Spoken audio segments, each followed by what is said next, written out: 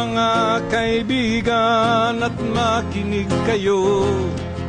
Ako'y may dala-dalang balita galing sa bayan ko. Nais kong ipamahagi ang mga kwento at mga pangyayaring nagaganap sa lupang ipinangako.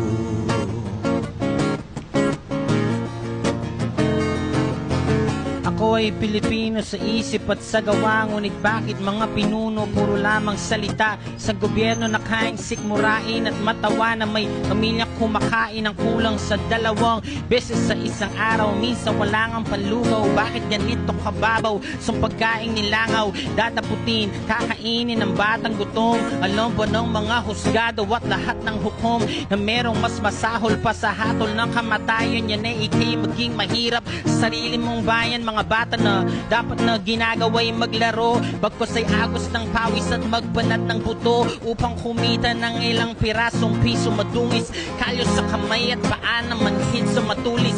Di manika ang hawak ng kanyang mumunting braso, bagkos 1 taong gulang na kapatid at may baso sa harapan na nagbabaka sakaling lagyan. Baryang pambili ng tinapay na panglaman sa tiyan. Mga pinunong bago mamatay at magkasakit, sa sarap ng buhay sa'kin kayo ay makinig. Duul mga kaikso na nagpaminaw kamo, kung ako'y dala nga mga balita gikan sa banwa ko.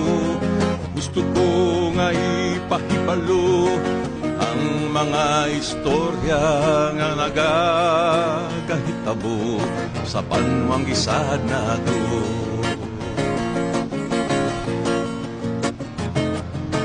Mga bakal na dumudura ng apoy at ng tingga, tangan-tangan at balot ng kasuutang pandigma. Bakit di mapagtugma ang mayaman at dukha? Sa pananaw ang kapalit ay hapis at pagluluksa. Pare-parehong sundalo, Muslim man o Kristiyano, ilang manong masawi, di mo alam sinong panalo. Walang panalo dahil sa huli tayo ang talo. Pinoy ang nasa loob ng ataol na sinara. Yan ba talaga ang sumpa dito sa lupang pinangako, respeto at pagmamahal?